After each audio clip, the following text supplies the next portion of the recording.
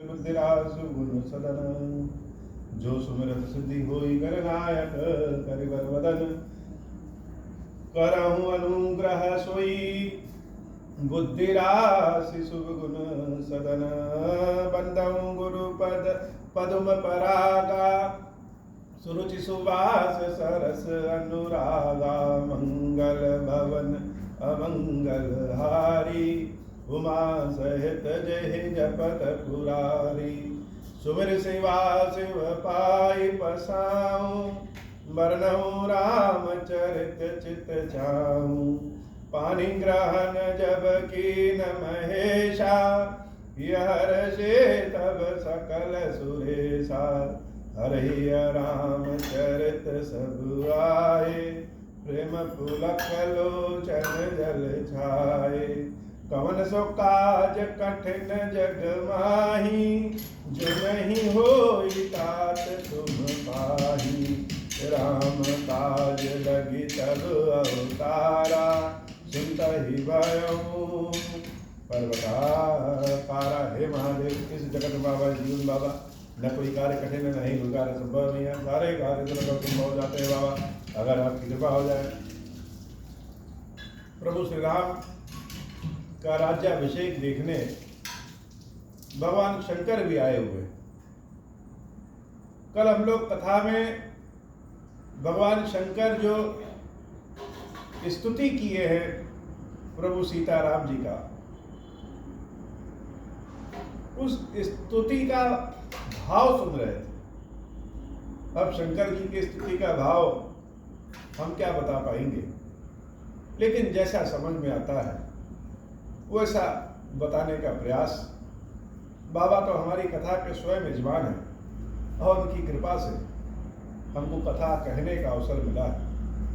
हमारी यह कथा वास्तव में देवताओं के लिए है या फिर उनके लिए जिनके भीतर देवत्व जागृत हो जाए, क्योंकि हमारी कथा में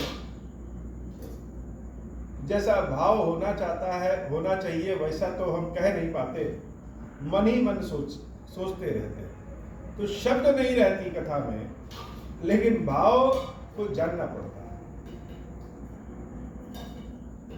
शंकर जी की इच्छा अगर हो जाए राज्याभिषेक देखने की, शिव जी तो बैरागी हैं, संसार के कामों में उनका मन कहाँ लगे। कुबेर को कुबेर बना सकते हैं लेकिन स्वयं पहाड़ों में रहते हैं। लेकिन ऐसे प्रभु की इच्छा राज्याभिषेक देखने की हो जाए, मतलब मानिए, कहने का मतलब यह है कि अगर हम जैसे बड़े लोग हैं उनकी इच्छा हो जाए कि आज चलो हम कार्टून देखते हैं, या कोई बहुत बड़ा सन्यासी हो उसकी इच्छा हो जाए कि आज हम कोई सांसारिक काम करते हैं। भगवान शंकर की इच्छा हो गई, और इच्छा ऐसी कि सारे देवताओं के सबसे पीछे लाइन लगा के खड़े कि भगवान के दर्शन, भगवान की स्तुति गान हम करेंगे, सबसे अंत में करेंगे। और शिव जी जहां अंत करते हैं वहीं से प्रारंभ हो जाता है। इस समय हम जब दृष्टि अपनी बंद किए हैं, हमारी दृष्टि के सामने भगवान शंकर बैरागी रूप में डमरू लेकर के और राज सिंहासन पे सीताराम जी बैठे हुए हैं, उनकी स्तुति गा रहे हैं। देखने में कितना अच्छा लगा। राम कथा का असली आनंद तब है जब हम स्वयं को राम कथा से जोड़ सकें। तो कल उनकी स्तुति का आधा भाव हम लोग जाने थे, आज आधे भाव की कथा और आगे बढ़ती है। प्रभु श्री राम से शंकर जी विनती करते हैं कि जैसे भगवान आपने रावण का वध किया, वैसे ही हमारे मन में जो बुराइयां हैं उन बुराइयों का वध कर दीजिए। और यही नहीं, भगवान के जो वस्त्र और आभूषण है, उनकी जो चमक है, उनका जो प्रकाश है, उस प्रकाश से मेरे भीतर के अंधकार को दूर कर दीजिए। जय राम रमारमणम समनम भवताप व्याकुल पाहि जन्म अवधेश सुरेश रमेश विभो शरणागत मागत पाहि प्रभो। दस शीस विनाशन 20 भुजा कृत दूरी महामहि भूरि रुजा। रजनी चर वृंद पतंग रहे सर पावक तेज प्रचंड दहे। महिमंडल मंडन चारु तरम धृत सायक चाप निशंग बरम। मद मोह ममता रजनी तम पूज दिवाकर तेज अनी। मन जात की रात निपात किए मृग लोक कुभोग सरे नहीं। हतिनाथ अनाथनि पाहि हरे विषयावन पावर भूल परे। बहु रोग वियोगनि लोग है भव द्रंगिनी राधर के फल ए भव सिंधु अगाध परे। नरते पद पंकज प्रेम नचे करते अति दीन मलिन दुखी तही जिन के पद पंकज प्रीति नहीं। भगवान श्री राम से शंकर की वंदना करते हैं कि हमारे मन का जो अंधकार, अब शिव जी के भीतर तो कोई अंधकार है नहीं, शिव जी के भीतर तो कोई बुराई नहीं है, लेकिन अगर हम पहले से भरे तो हम किसी से क्या मांग सकते हैं? अगर हमारे पास किसी चीज की कमी रहे तब तो मांगेंगे। पेट किसी का पहले से भरा और बहुत स्वादिष्ट भोजन हो तो भी वो भोजन त्याग करें। तो प्रभु के समक्ष जब हम पहुंचेंगे तो हम तो खाली है बाबा, दाता तुम हो और ममता। शंकर भगवान प्रभु के समक्ष एक भक्त के रूप में पहुंचे हैं और भक्त को भगवान से जैसी याचना करनी चाहिए, जिस अधिकार से अपनी बातें कहनी चाहिए, प्रभु वही याचना वही अधिकार से अपनी बात कह रहे हैं। बहुत सारे लोग बहुत सारे भय से ग्रस्त रहते हैं, डर से मरे हुए रहते हैं, विभिन्न तरह के रोग, शारीरिक या मानसिक किसी भी तरह के रोग से परेशान रहते हैं और अपनी परेशानियों के कारण भी भगवान की वंदना नहीं कर पाते। मान लीजिए हमारा भीतर इच्छा है कि हम 2 घंटे तक साधना करें और हमारे रीढ़ की हड्डी काम नहीं कर रही, तो प्रभु की वंदना कैसे करेंगे? भगवान शंकर प्रभु श्री राम से स्तुति गाते हुए कहते हैं कि बहु रोग वियोगनि लोग है, अर्थात बहुत सारे लोग तो रोग से ग्रस्त होते हैं, लेकिन शिव जी की भाव क्या है? शिव जी का भाव है बहु रोग वियोगनि लोग है। ये लोगों का नाम तो ले रहे हैं, लेकिन वास्तव में शंकर जी के भीतर का जो रोग है वो कौन सा रोग है? वह रोग है वियोग का। अपने प्रेम से दूर रहें, अपने भगवान से दूर रहें, तो यह जो वियोग है यह बहुत तरह का रोग उत्पन्न कर देता है। अगर हम वियोग में जीवित हैं तो इस वियोग से मानसिक रोग उत्पन्न शुरू हो जाएगा, मन एक जगह स्थिर नहीं लगेगा, मन विचलित रहेगा, सर दर्द शुरू हो जाएगा, और मानसिक रोग से शारीरिक रोग अपने आप उत्पन्न हो जाएंगे। अगर हम मन से मजबूत हैं और शरीर से कमजोर हैं तो भी मन के हिम्मत करने से उठ के खड़े हो सकते हैं, और अगर हम शरीर से भले मजबूत हैं और मन से कमजोर हैं तो उठ के खड़े होंगे तो पांव कांपने लगते हैं, उठ नहीं पाएंगे। और वियोग तो एक ऐसा योग है जो मन के रोग को उत्पन्न कर देता है। फिर न कुछ भोजन अच्छा लगता है, न समाज अच्छा लगता है, न संसार अच्छा लगता है। यह संसार तो बड़ा सुंदर है, बहुत बढ़िया है, लेकिन प्रभु आपका वियोग है, इसलिए यह संसार हमको नहीं अच्छा लग रहा है। और हे नाथ, भव सागर से पार करने वाले हैं आप, आपकी कृपा होगी तो आपकी कृपा से भव सागर से पार हो जाए। भगवान की कृपा ही भव सागर से पार करवा सकती है। बहुत लोग ज्ञान के माध्यम से भव सागर से पार होना चाहते हैं, लेकिन वास्तव में जिनके भीतर ईश्वर के प्रति प्रीति नहीं है, ईश्वर के प्रति प्रेम नहीं है, वह भवसागर से पार नहीं हो पाएंगे, वह भवसागर में ही पड़े रह जाएंगे। अति दीन मलीन दुखीन तही, जिनके पद पंकज प्रीति नहीं। इस संसार में दीनहीन कौन है, दुखी कौन है और दरिद्र कौन है?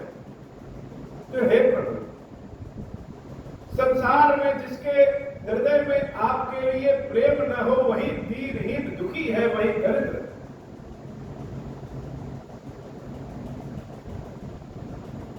भगवान शंकर पूरे दरबार में यह कहते हैं, ये धन अन्न मन पद प्रतिष्ठा यह सब असली धन नहीं। असली धन तो भगवान के चरणों के प्रति हृदय में प्रीति। तो जिसके हृदय में आपके चरणों के प्रति प्रेम है वही इस संसार में धनी है, और जिसके हृदय में आपके चरणों के प्रति प्रेम नहीं है वह संसार में निर्धन, अति दीन। प्रभु की कृपा अगर प्राप्त करनी है तो प्रभु का प्रेम प्राप्त करना है।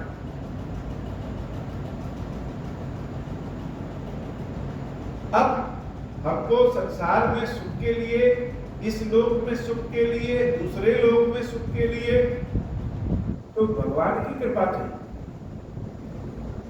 लेकिन भगवान की कृपा किसको मिलेगी? यह शिव जी उत्तर देते हैं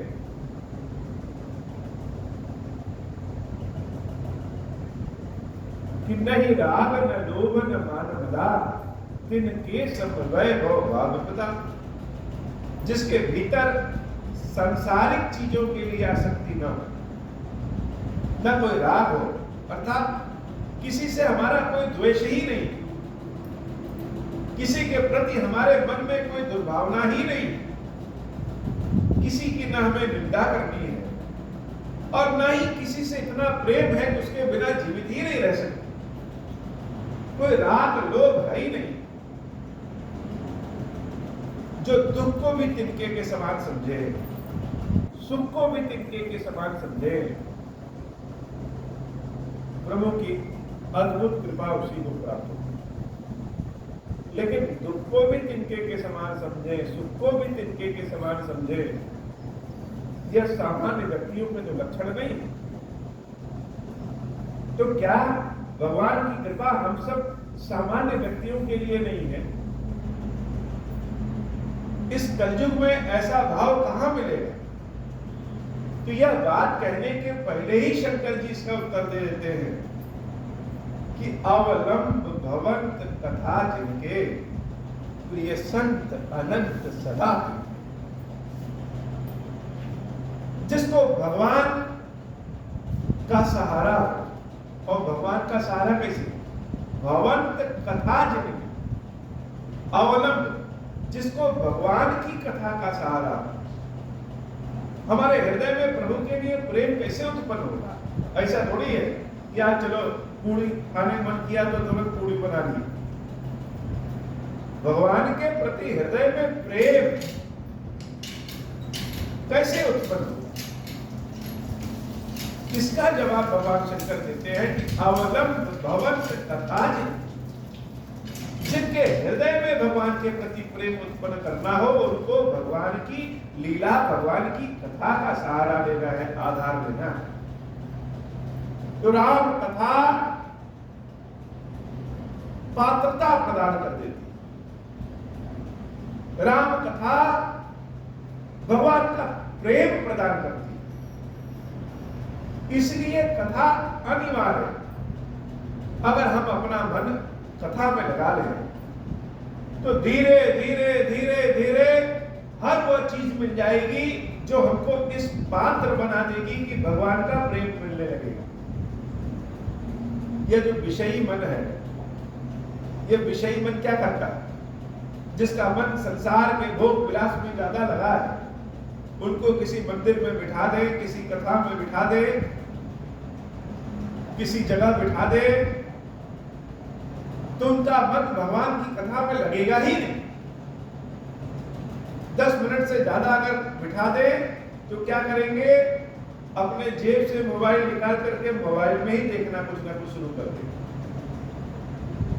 अर्थात मन हमारा ऐसा कलयुगी हो गया है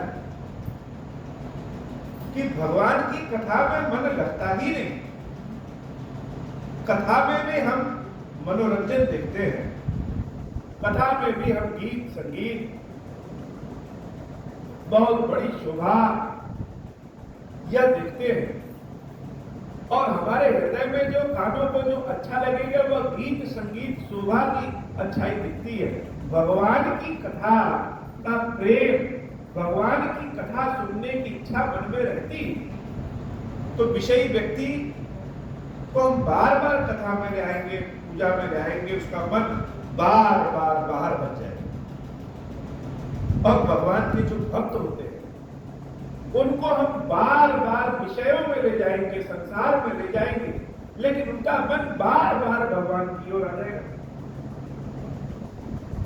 जैसे सांसारिक लोगों का मन कथा में नहीं लगता,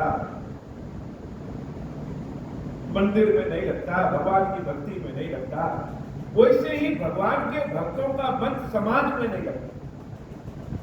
वह किसी मॉल में घूमने जाएंगे, किसी फिल्म को देखने जाएंगे, कहीं पर्यटन करने जाएंगे, कहीं उत्सव मनाने जाएंगे, तो वहां पर्यटन में, उत्सव में, फिल्म में, मॉल में भी उनके मन में अपने भगवान की ही छवि चारों ओर टहलती रहती।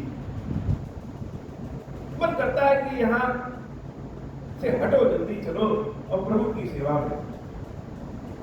तो संसार में रह के भी मन संसार से भगवान की शरण में चला जाता है, यह भगवान के भक्तों का हाल होता है।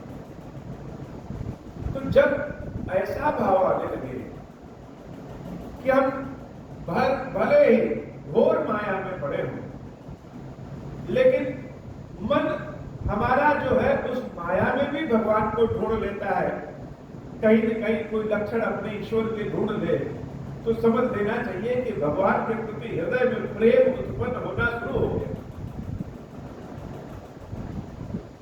प्रेम उत्पन्न होना शुरू हो गया। यह भक्तों के लक्षण है। भक्ति जब उत्पन्न होती है उसका लक्षण है। और अगर हम मंदिर में भी बैठे रहे, भगवान की शरण में भी बैठे रहे और हमारा मन बार बार मोबाइल पे या विषयों में जाए, यह सांसारिक व्यक्तियों के लक्षण है। तो कलयुग में भगवान शंकर की तरह तो हम सब नहीं हो सकते कि जो दुख को भी आनंद को भी एक समान तिनके के समान समझे। तो क्या ईश्वर का भक्ति, ईश्वर का प्रेम हमारे लिए नहीं है? इसका उत्तर शंकर जी अपने मुख से दे देते हैं कि अवलंब भवंत कथा जिनके, कथा का सहारा जो ले लेता है उसके हृदय में ईश्वर की पात्रता अपने आप आ जाती है, प्रेम सद्भाव अपने आप उत्पन्न हो जाता है। प्रिय संत अनंत सदा के। अब जब कथा का हम सहारा ले लेंगे तो लक्षण क्या होगा? उनको ईश्वर और संत दोनों के प्रति प्रेम भाव उत्पन्न हो जाएगा। ईश्वर के प्रति अगर हृदय में प्रेम है तो वह संसार के प्रति नफरत नहीं सिखाता। ईश्वर के प्रति अगर हृदय में प्रेम उत्पन्न हुआ है तो ईश्वर संतों के भेष में ही चले आते हैं। संतों के प्रति हृदय में प्रेम भाव उत्पन्न हो जाता है। यही भक्ति के लक्षण है, भगवान शंकर ही कहते हैं। और जब इस आधार पे, इस स्तंभ पे हम पहुंच जाएंगे तब उस स्थान पे आएंगे। न हिराग न लोभ न मान मदा तिनके समवैभव वापदा, यही ते तब सेवक होत मुदा मुनि त्यागत जोग भरोस सदा। और ये बात जब भगवान शंकर राम जी के दरबार में कह रहे हैं तो सारे दरबारी सब लोग शिव जी को एक बार देख रहे हैं और एक बार राम जी को देख रहे हैं। राम रावण युद्ध में देवी मंदोदरी ने जब राम जी का परिचय रावण को दिया तो राम जी के परिचय में कहा कि अहंकार ही जिसका शिव है,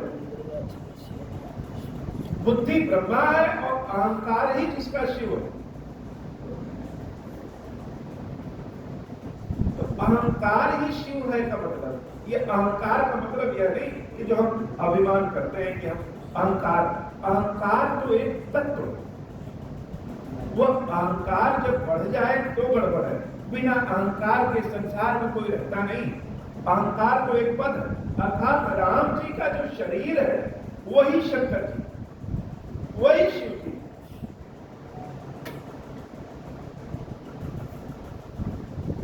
तो जब शंकर जी राम जी की ऐसी वंदना करते हैं तो सारे लोग कभी शंकर जी को देखते हैं, कभी राम जी को देखते हैं।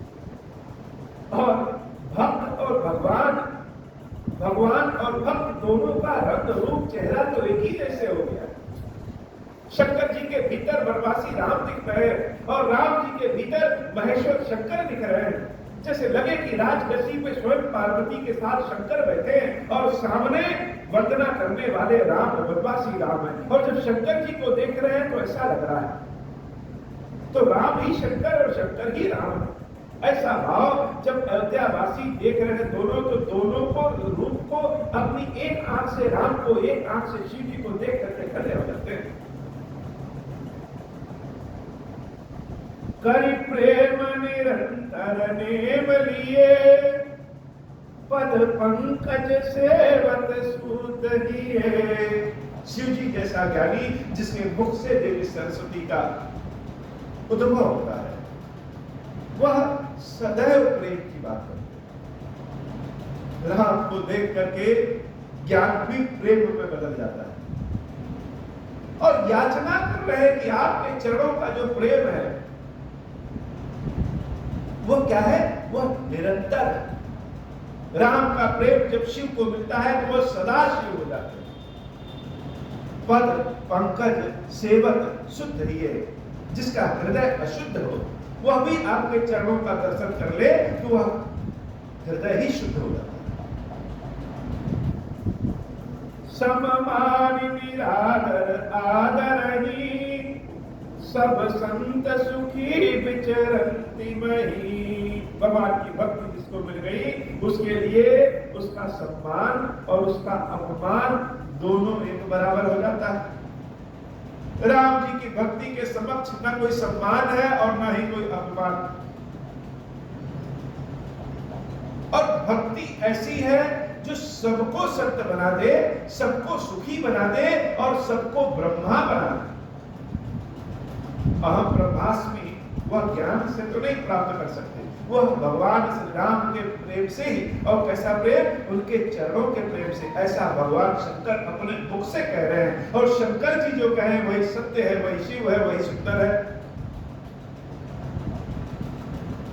मुनि मानस पंकज भृंग भजे, रघुवीर महारणधीर अजय, तब नाम जपामि नमामि हरि, भवरोग महागत मान हरि। ये मान सम्मान की इच्छा, ये हमारा शत्रु है प्रभु। तो जब हम जैसे कोई यज्ञ करें और यज्ञ करेंगे तो उसके यज्ञ की अग्नि की लपट से बहुत सारे छोटे मोटे जीव भी हो सकता है कि उसमें भस्म हो जाएं, वह तो पाप है। लेकिन हम पाप करने के उद्देश्य से यज्ञ नहीं कर रहे हैं, हम तो यज्ञ के उद्देश्य से यज्ञ कर रहे हैं। वैसे ही जब यह शरीर हम धारण करते हैं तो इस शरीर में अपने आप कुछ न कुछ बुराइयां आ जाती हैं। तो बुराइयों के लिए हमने शरीर धारण नहीं किया, हम तो भगवान के चरणों की वंदना के लिए शरीर धारण किए हैं। उनके मुख मंडल को देख करके मन में ऐसी आसक्ति हो गई कि हमारी आंखें थोड़ी सी और बड़ी बड़ी हो जाए कि अपनी आंखों से भगवान के दर्शन कर सके। हे नाथ, यह आपके दर्शनों के लिए यह हमारा शरीर और हमारा रूप है। मेरे मन के पंकज ही आप हैं। और प्रभु श्री राम के क्या कहे, रघुवीर महारणधीर। महारणधीर क्यों? रावण का वध कर दिया इसलिए रणधीर नहीं।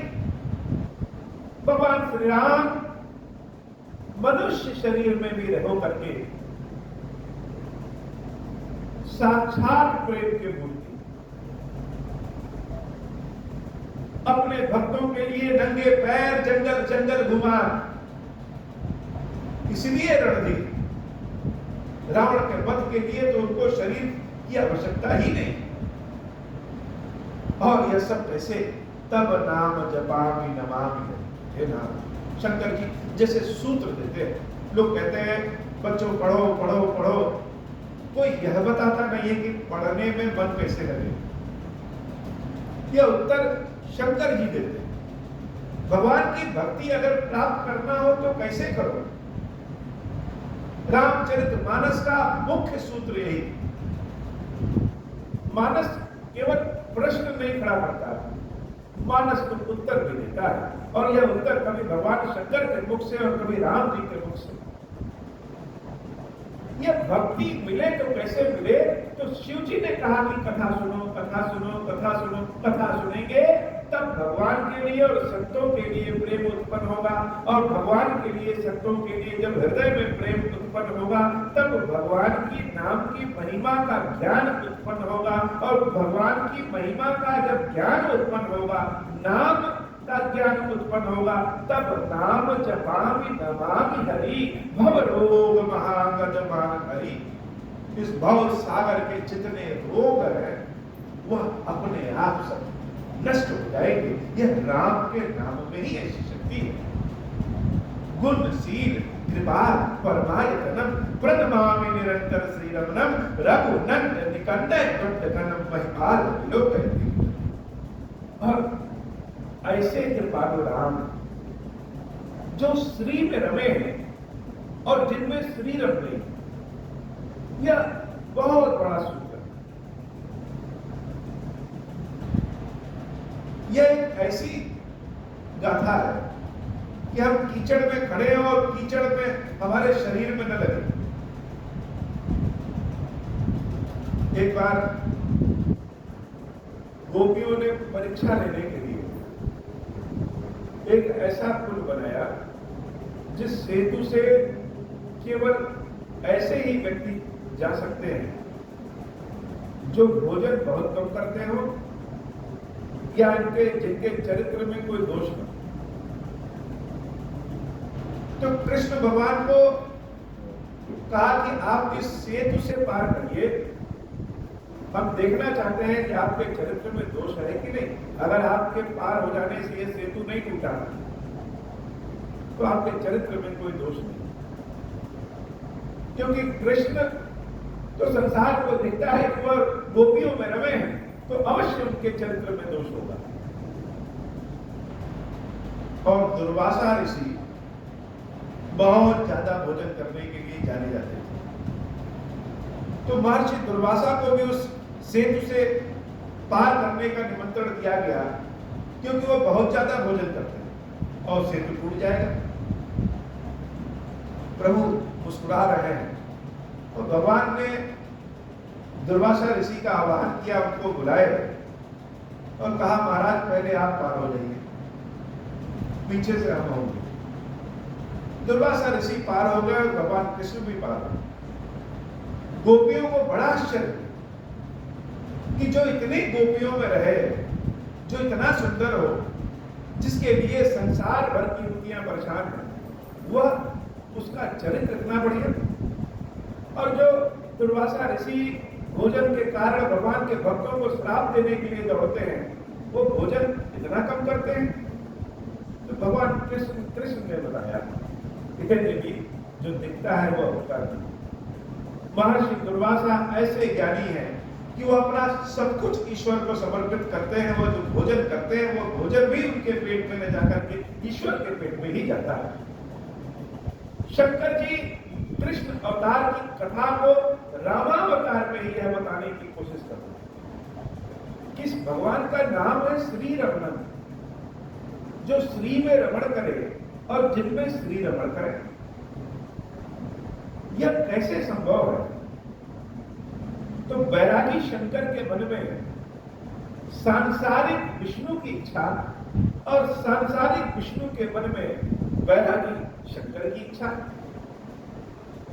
हाथ जोड़ करके प्रभु श्री राम से कहते हैं कि हे नाथ, आप और श्री में कोई अंतर नहीं, सीता और राम में कोई अंतर ही नहीं। जो सीता और राम में अंतर करके देखे उसकी दृष्टि ही खराब है। और जब तक सीता राम में न रमे और राम सीता में न रमे, तब तक पूर्ण ब्रह्म हो ही नहीं सकते। मनु महाराज को दर्शन देने के लिए जब भगवान अवतरित हुए, तो बाबा कहते हैं कि सीता और राम के रूप में अवतरित हुए। वह सीता नहीं जो जनक की पुत्री थी। जनक के यहाँ जन्म लेने के पहले जो आदि शक्ति थी, और भगवान ने कहा कि यह हमारी आदि शक्ति की माया से हम अवतार लेंगे, आदि शक्ति के साथ अवतार लेंगे। बिना सीता के राम नहीं और बिना राम के सीता नहीं। आज दोनों को एक दूसरे में रमण करते हुए सिंहासन पे बैठे देखे हैं, तो शिव की इच्छा हो गई कि हमारी आंखें और बड़ी बड़ी हो जाए, यह शरीर बना रहे ताकि प्रभु का दर्शन कर सके।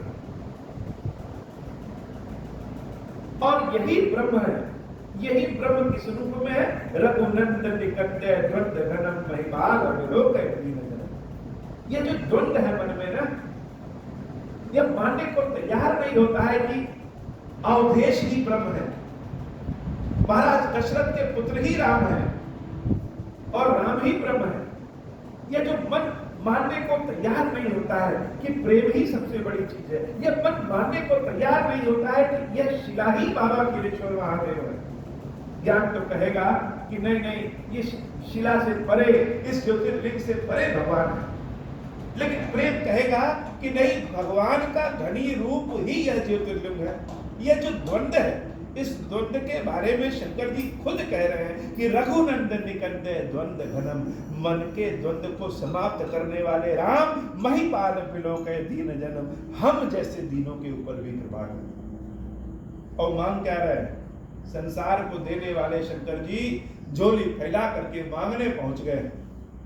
जिनकी एक कृपा से लोग कुबेर बन जाएं, जिनकी एक कृपा से लोग दत्तात्रेय बन जाएं, जिनकी एक कृपा से व्याकरण के 14 सूत्र निकले, वह मांगने पहुंच गए हैं, राम जी के पास पहुंच गए मांगने। और मांग क्या रहे हैं? बार बार वर मांगो। एक बार नहीं, अनेक बार मांगी। एक बार से तो पेट ही नहीं भरता है। इसलिए हे नाथ, बार बार वर मांगो, हर्षि देहु श्री रंग। और मांगा भी कैसे?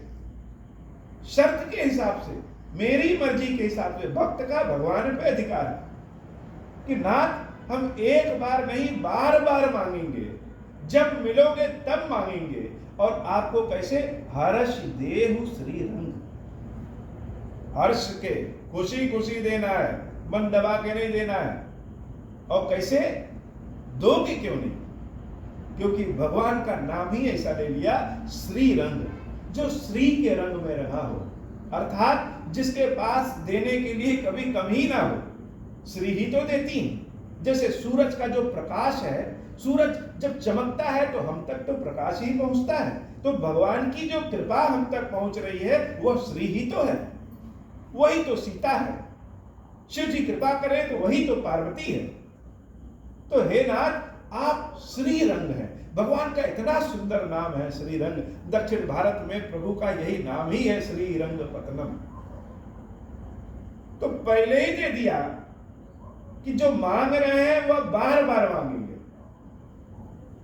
और आपको खुशी खुशी देना है। और कह नहीं सकते कि नहीं दे सकते कि आपके पास है नहीं। क्यों? क्योंकि आप तो श्री रंग है। तो मांग क्या रहे हैं? बार बार बर मांगो हर्षि देहु श्री रंग, पद सरोज अनपायनी, भगति सदा सतसंग। बड़ा अद्भुत चीज शंकर जी मांगते हैं। एक तो मांगा भक्ति, और भक्ति कैसी? अन्नपायनी।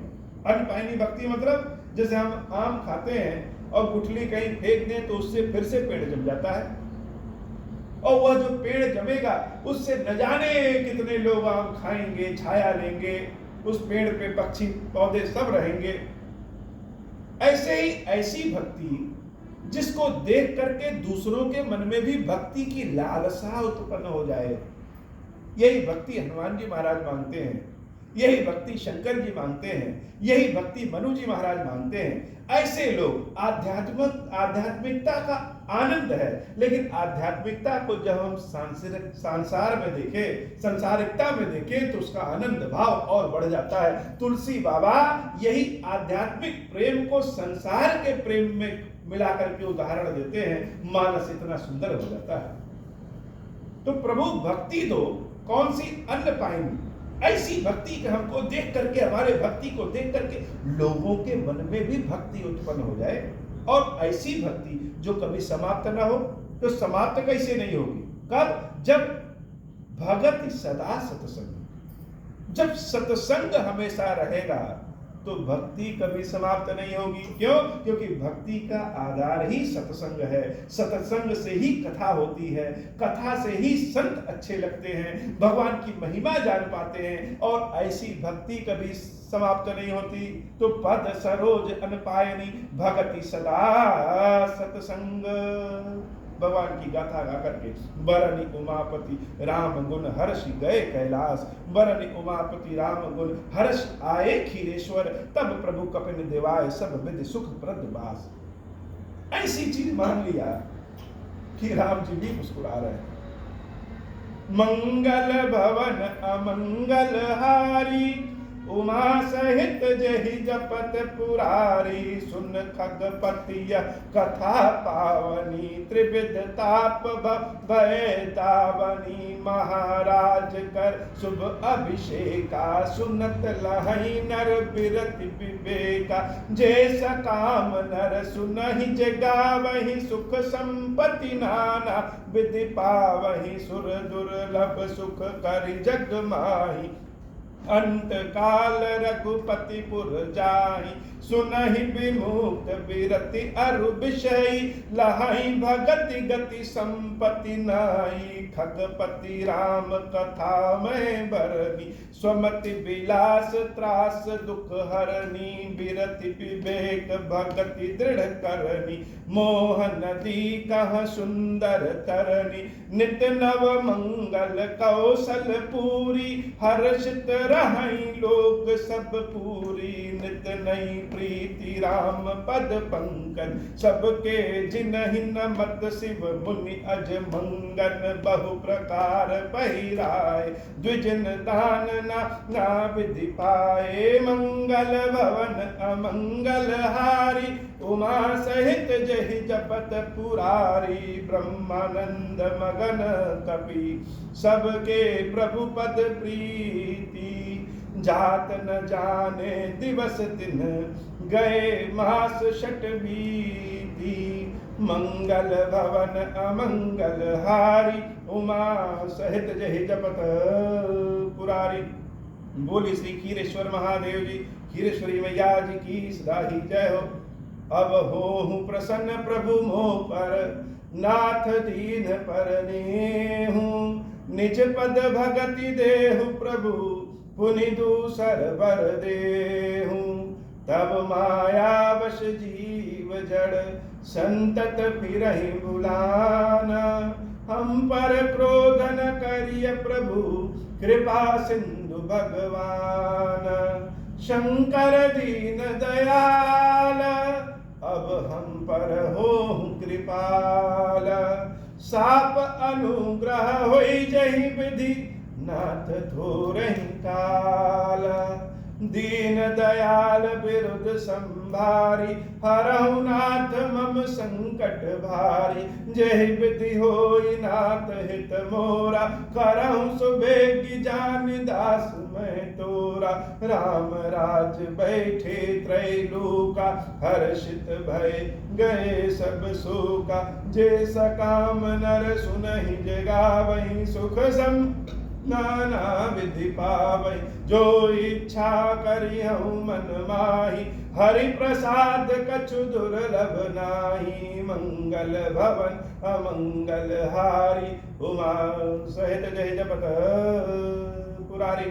क्षीरेश्वरम, हे भगवान शंकर, आप ऋण पातक दुर्भाग्य और दरिद्रता की निवृत्ति के लिए तथा संपूर्ण पापों का नाश करने के लिए मुझ पर प्रसन्न होइए।